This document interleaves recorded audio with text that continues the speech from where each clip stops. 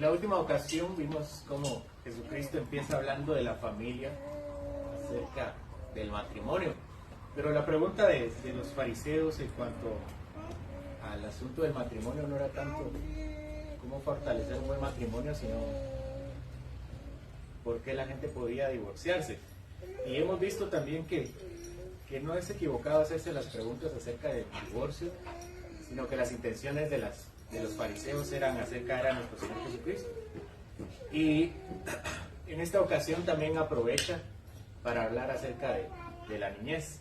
Durante las últimas décadas, la iglesia se ha convertido en una especie de espectáculo, y dejando de lado las luces o las extravagancias o cualquier método que parezca un espectáculo, muchas iglesias se han convertido sin esto en un espectáculo, porque la iglesia reunida realmente debería ser un tiempo de bendición para todos, no debería ser un tiempo individual donde todos estamos reunidos. No, si alguien ha asistido a un concierto, todos están en el concierto cantando, pero nadie está en el mismo sentir que otra persona. Eso no sucede en el culto. El culto es la bendición individual, pero al mismo tiempo es la bendición de todos juntos. Si Dios creyera que hay otro lugar en el mundo en donde podríamos ser discipulados de mejor manera, créanme que estaríamos en ese lugar. Si Dios creyera que nosotros pudiéramos ser amados en otro lugar, que no fuera el lugar donde nos encontramos el día de hoy, estaríamos nosotros en ese lugar. Dios nos habría llevado ahí, en tanto nuestro corazón no fuera duro.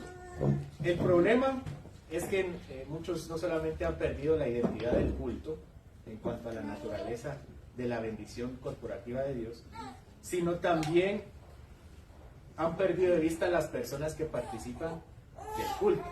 Entonces, como un concierto, llega la banda, toca, los miran de lejos, los saludan y se van. Iglesias donde se reúnen, se saludan y se van, ¿verdad? Llegan a asistir, a marcar su tarjeta, pero realmente el sentir de la iglesia evangélica cuando se separa de la iglesia católica es dejar toda la rutina de la misa, ¿no? Asistir, marcar su tarjeta y retirarse. Si no creemos y profesamos que todos nosotros somos miembros los unos de los otros, no somos miembros de una iglesia intangible, sino realmente nos pertenecemos los unos a los otros. De modo que cuando uno dice, esta es mi iglesia, no se trata tanto de que me pertenezca a mí, sino que yo pertenezco a la iglesia. Es al revés. Esta es la iglesia del pastor, no. El pastor es de la iglesia, el miembro es de la iglesia. Al revés. Y hemos perdido eso de vista. Y no solamente nosotros, los que participamos del culto, los que cantamos y profesamos fe públicamente, sino también nuestra familia entera, incluyendo a nuestros hijos, incluyendo a los más pequeños. Junto con muchas iglesias evangélicas, nosotros profesamos que nuestros hijos son miembros de la iglesia. Son miembros, no solamente son asistentes, ni solamente son escuchadores, oidores. Ellos realmente son parte de una iglesia, de la iglesia de Dios. Forman parte ya del reino de Dios, de acuerdo a las declaraciones de nuestro Señor Jesucristo. De ellos es el reino de los cielos. Son sujetos de la gracia especial de Dios. Piensen en los niños que se encuentran allá afuera. Muchos se encuentran, en el peor de los casos, pidiendo dinero en este momento o están sufriendo otro problema grave. Y están lejos de la bendición, no solamente de las bendiciones materiales, sino también de las bendiciones espirituales. No nos pongamos tan fatalistas. Hay otros niños que tristemente son víctimas de la negligencia de sus padres. Sin saber, se perderán para siempre porque sus padres deciden que es mejor participar del culto o de la asistencia a una comunidad, por asistir a un partido de fútbol, por asistir a una actividad de recreación, y no que necesariamente sean malas, sino que es mala cuando se sustituye lo que es verdaderamente importante. Sin saber, se perderán para siempre. No lo notamos, pero hay niños que nunca van a ser llevados a la iglesia, nunca se les compartirá la palabra, vivirán en un medio cristiano, porque Guatemala en teoría es un país cristiano, pero nunca escucharán el verdadero evangelio de parte de Dios, ni de cualquier persona que se lo pueda compartir. No lo notamos, pero hay niños que nunca escucharán una historia completa de la Biblia. Nunca escucharán el evangelio de salvación. Cada domingo serán llevados al cine, al parque, a los bolos, al fútbol o cualquier otro lado, menos a un lugar donde sus almas puedan ser nutridas. Pero nuestros hijos tienen el privilegio de haber nacido en una familia cristiana, independientemente de cuántos miembros sean cristianos. De escuchar la palabra desde pequeño, de meditar, de cantar los salmos, de cantarlos el día de hoy, de memorizar la palabra, de ver el cuidado especial de Dios sobre la familia. Yo creo que no somos tan intencionales en darnos cuenta que los niños pueden ver el cuidado de Dios especiales para su familia. Él se da cuenta de eso, ellos se dan cuenta de ello. De compartir con Dios, de compartir con los hermanos. Nuestros hijos están en un pacto con Dios. Y Dios es fiel, como dice también la misma palabra, es fiel por generaciones. Así lo revela Deuteronomio capítulo 7, versículo 9. Dios le dice a Israel: conoce pues que Jehová tu Dios es Dios. Dios fiel que guarda el pacto y la misericordia a los que lo aman y guardan sus mandamientos hasta 1000 generaciones. Obviamente esta es una hipérbole, pero lo que quiere decir es que aún los hijos y los hijos de los hijos son alcanzados. Si el mandamiento dice que Dios visita la maldad de los hombres hasta la 3ª y 4ª generación, ¿cuánto más visitará la bondad dentro de los que son sus hijos? Jesús ama a los niños y desea lo mejor para ellos. Y la pregunta es, todos nos sentimos compelidos a regalarle cosas a los niños. ¿Qué más grande regalo o posesión pueda recibir un niño?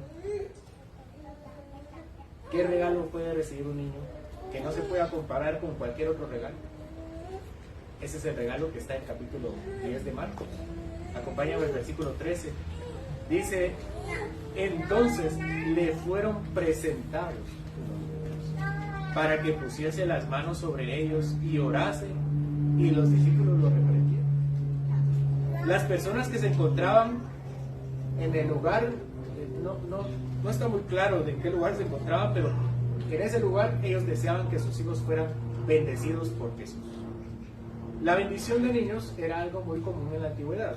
Esto parte de la tradición de Jacob, el padre del pueblo de Israel, en Génesis capítulo 48, versículos 13 al 15, donde su hijo, uno de sus hijos, José, de los 12, el número 11, toma a sus 2 hijos y lo lleva y le dice: bendice a mis hijos. Y conocemos la historia, ya estudiamos Génesis, y esa es la tradición donde una persona mayor con una autoridad espiritual, en el nombre de Dios, bendice a personas que se están acercando a Dios de la misma manera. El Talmud es un documento de los rabinos de los tiempos de Jesús. Hablaba de que los padres llevaban a sus hijos a ser bendecidos por los rabinos. Entonces era una práctica bastante común. Dice el Talmud: después de haber puesto las manos sobre la cabeza del niño, el padre lo conduce a los ancianos uno por uno, y también lo bendecían y oraban para que llegase a ser famoso en el cumplimiento de la ley, en el matrimonio y abundante en buenas obras. Es decir, que eso es lo que pretendían los judíos de ese tiempo, al presentarle a los rabinos a sus hijos. No necesariamente porque conocieran que Jesús era Dios, o el Cristo, o el Hijo del Dios viviente, sino que por tradición los niños eran llevados a los maestros de la ley y ellos los bendecían. Eso no lo dice la Escritura, no podemos afirmarlo ni negarlo, pero lo cierto es que aquí hay una verdad para todos. La mejor forma de bendecir a un hijo es llevarlo a Cristo. Él es el máximo bien, el supremo anhelo y el bienestar pleno de cualquier hombre. De modo que se constituye un grave pecado cualquier obstrucción que no permita a cualquiera llegar a Cristo. Eso es lo que hicieron los discípulos. Los discípulos les prohibían que fueran con Jesús. Versículo 14 dice: pero Jesús dijo: dejad a los niños venir a mí, y no se los impidáis, porque de los tales es el reino de los cielos. Y habiendo puesto sobre ellos las manos se fue. Como dijo anteriormente, vimos un sermón, ocasiones de caer se llamaba. Cualquiera de nosotros puede ser piedra de tropiezo. Cualquiera de nosotros. Podemos hacer obstrucción al conocimiento, ya sea por nuestra boca o tal vez porque no lo pensamos muy bien. Y mejor sería para nosotros, dice la Escritura, dice nuestro Señor Jesucristo, que se nos atase una piedra de molino y fuera echada al agua. O sería mejor que amputáramos un miembro nuestro antes de hacer caer a cualquier otra persona, cuanto más a los niños. Y por eso el texto dice que Jesús se enojó con los discípulos. Y la palabra aquí traducida como enojar denota una gran molestia, es decir, una irritación por lo que ha sucedido. Él no estaba molesto por un simple error. Él estaba indignado. La palabra puede ser traducida también como indignado. Él estaba indignado por la calidad de piedra de tropiezo que tenía como discípulos. Y esos podemos ser nosotros. Porque todos aquí tenemos deberes con niños. Por eso el sermón del divorcio era competente para todos nosotros. Porque todos tenemos deberes con matrimonios aquí y siempre con nosotros. Y tenemos aquí también deberes con hijos. Ya sea como padres, como abuelos, como tíos o como hermanos. Y en función de ello, principalmente como medios de gracia. Es decir, que podemos ayudarles en ese sentido, en la asistencia al culto, tomar el bautismo, el culto familiar o las oraciones comunes. Hacerlos verdaderamente participantes de la vida espiritual en Cristo es hacerlos verdaderos participantes de sus bendiciones. Un mal que nace en una iglesia, una denominación llamada, con el respeto que me merecen mis hermanos, la iglesia bautista tiene límites de edad. Dice, a partir de los 7 años ya los niños ya entienden y ya se pueden bautizar. O a partir de los 8, a partir de los 10, o a partir de los 12. Y la pregunta es, ¿cómo saben que a partir de los 7, a partir de los 8, a partir de los 9, a partir de los 10? No sabemos. Para quienes han vivido siempre en una familia cristiana y siempre han conocido a Dios, siempre les han predicado la palabra fielmente, ¿en qué momento pueden narrar una conversión? Eso generalmente es experiencia de un adulto, pero de un niño que nace en un seno familiar es un conocimiento que se va alimentando, alimentando. Y no significa que siempre haya sido cristiano. Significa que no hay una edad donde podamos determinar que un niño tiene conocimiento para hacerlo. Por lo tanto, no deberíamos interrumpir su enseñanza, ¿verdad? Es decir, tú no eres cristiano, no estás bautizado, vente aquí aparte. Cuando seas cristiano te vas al culto y vas a orar. No podemos hacer eso, no tenemos permitido hacer eso. Debemos hacerlos partícipes de las actividades de la iglesia, porque son miembros del reino de Dios. Y porque en cualquier momento ellos pueden ser partícipes verdaderos de las bendiciones espirituales del reino de Dios. No nos damos cuenta de la calidad de piedra de tropiezo que podemos ser para otros, especialmente para los niños, o para cualquiera. Y justificarnos es muy fácil. Somos muy hábiles para disfrazar las veces en que somos mala influencia para otros. Porque a quien les gusta que nos digan como Jesús le dijo a Pedro, ¿no? Apártate de mí, Satanás. La figura de autoridad tiene una responsabilidad mayor. Y todos somos figura de autoridad aquí conmigo. Todos. Eso lo establece el 5º mandamiento.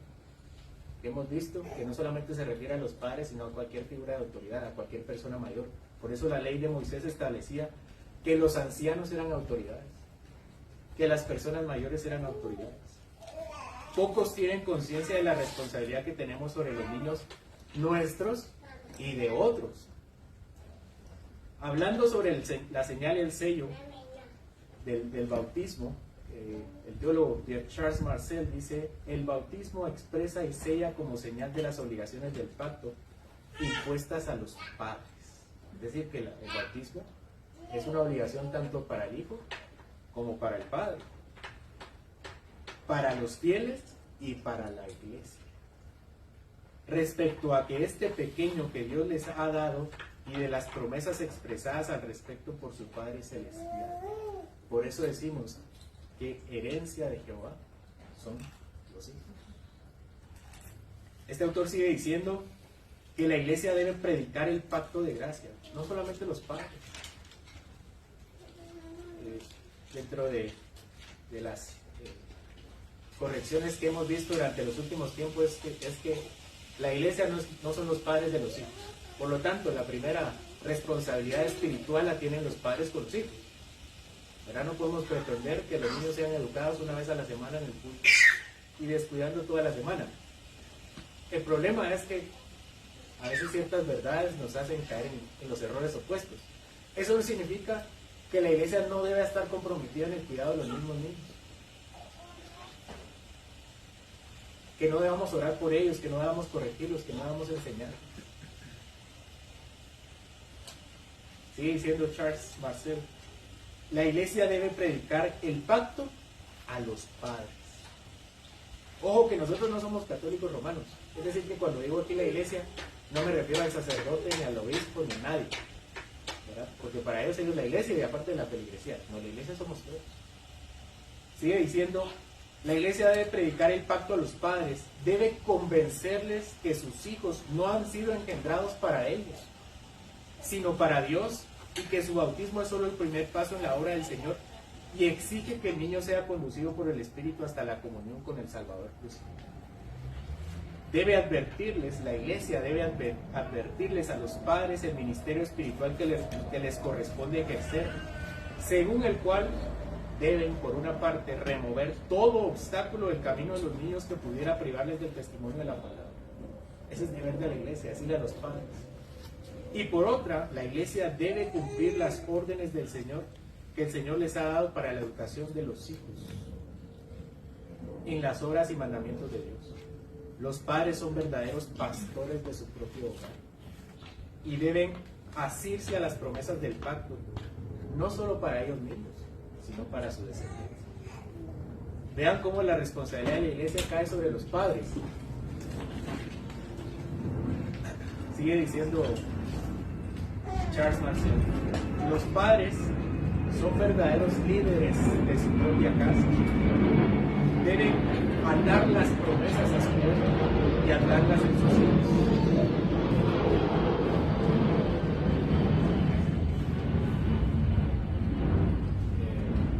Mi papá se encuentra aquí. Y él tiene una anécdota acerca de la crianza. Cada vez que puedo la menciono, donde cuenta que una vez me estaba contando, estaba haciendo travesuras y viene mi abuelo y en lugar de regañarme a mí, ¿a quién creen que regaña? A mí. Porque él es su hijo, ¿verdad? Pero entonces lo que vemos aquí es cómo se cumplen los órdenes de responsabilidad, porque no está dejando, en el ejemplo, no se estaba pasando las barbas, digamos así. No estaba faltando a la responsabilidad del padre, pero al mismo tiempo estaba siendo responsable del niño al corregir al padre, con quien tenía mayor responsabilidad. Vean cómo cumple ambos labores. La iglesia tiene esa responsabilidad no solo con los niños, sino con los padres de los niños. Sigue diciendo Charles, la iglesia debe predicar el pacto a los niños también. Es deber de la iglesia predicar a los niños y dirigirse a ellos en caso de necesidad, por encima de sus padres, si fuera necesario. Porque seamos honestos, no todos los padres son verdaderos ejemplos de piedad. Y corresponde a la iglesia el ministerio de predicar la verdad. Debe revelarles la gracia del pacto y de su bautismo, del Espíritu que los iluminará, y enseñarles a marchar por el camino del pacto y a cumplir. Fin de la cita. Por lo que el compromiso con los niños es corporativo. En otras palabras, aquí no se vale decir, yo no tengo hijos. O yo tengo hijos, pero ya no son niños. Todos estamos atados bajo la misma responsabilidad. Porque este no es un espectáculo. Este no es un concierto. Este es un organismo vivo. Es el cuerpo de Cristo. Y cada uno corresponde administrarlo según le corresponde, de acuerdo a los dones y facultades que el mismo Cristo nos ha dado. Dios nos ha dado facultades y regalos. Seríamos demasiado egoístas y demasiado malagradecidos en usarlos para nosotros mismos y no en el deber para con los demás. especialmente a aquellos que lo necesitan. El compromiso de nosotros es corporativo, es también con los niños, al moldear el pacto de Cristo con los padres y con los hijos, sabiendo que existe una responsabilidad positiva, pero también consecuencias negativas, si no asumimos esta responsabilidad con diligencia. El ministerio de los niños de la iglesia no es solo para maestros de escuela dominical, es para toda la iglesia principalmente. Tiene que ser una realidad personal en los adultos. Es decir, que aquí no se vale repartir las culpas. Yo debo asumir mi responsabilidad con los demás. Jesús les dijo que deben acercarse a Él, porque de ellos es el reino de los cielos.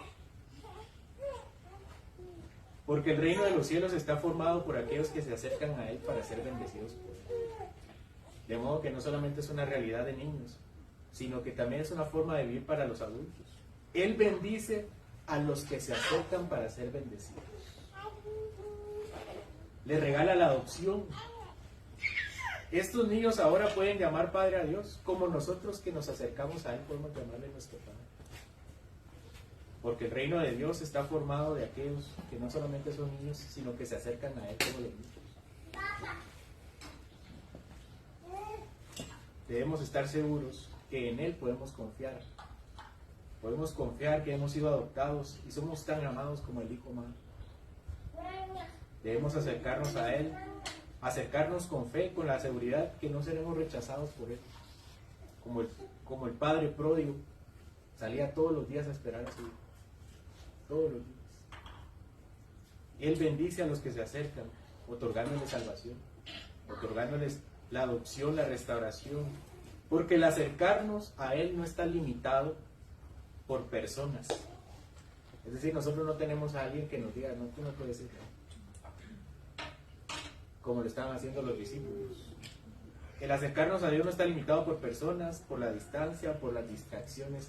Si cualquiera de nosotros quisiera poner una excusa así, jamás. El límite que nosotros tenemos para acercarnos a nosotros es nuestro propio pecado.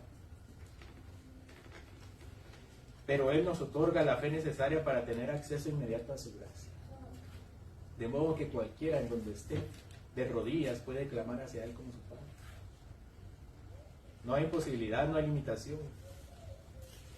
Él está presente. De hecho, está más presente de lo que nosotros nos damos cuenta. Él está más atento a nuestras oraciones de lo que nosotros estamos dispuestos a hablar.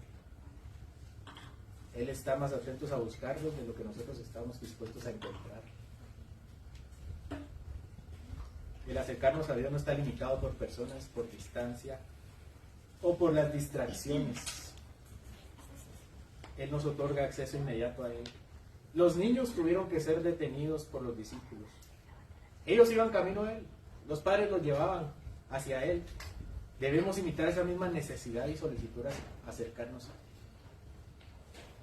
Él no nos desecha, Él no nos echa fuera. Jesús ama a los niños y ama a los que buscan ser bendecidos con Dios. Oremos. Señor, de los niños es tu reino y te pedimos que podamos acercarnos como a ellos a ti, para ser bendecidos, quitando todo obstáculo de frente de nosotros, para poder alcanzar la gracia que encontramos en ti. Aceptamos, Señor, que los obstáculos vienen dentro de nuestro corazón, Señor.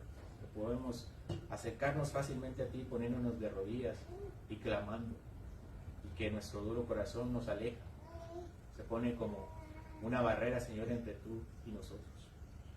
Te pido, Señor, que quites esas imposibilidades de nuestro corazón, que limpies de nuestro corazón del pecado que nos gusta, en el cual nos gusta permanecer. Gracias, Señor, porque estás ahí. Estás aquí, Señor, escuchándonos. No tenemos que gritar, no tenemos que correr. Tú te encuentras, Señor, presente en nuestras vidas.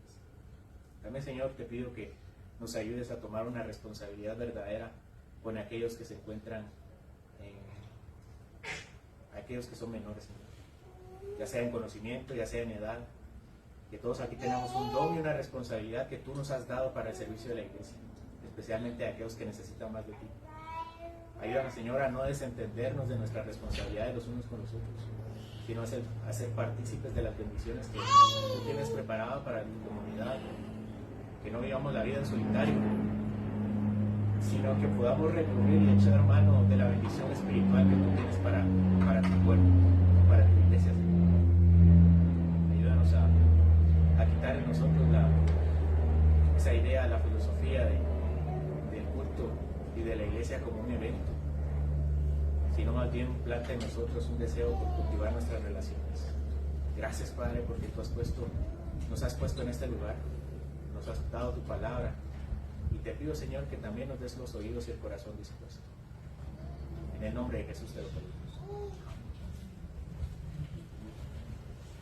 Vamos a ponernos de pie para terminar cantando. Vamos a cantar el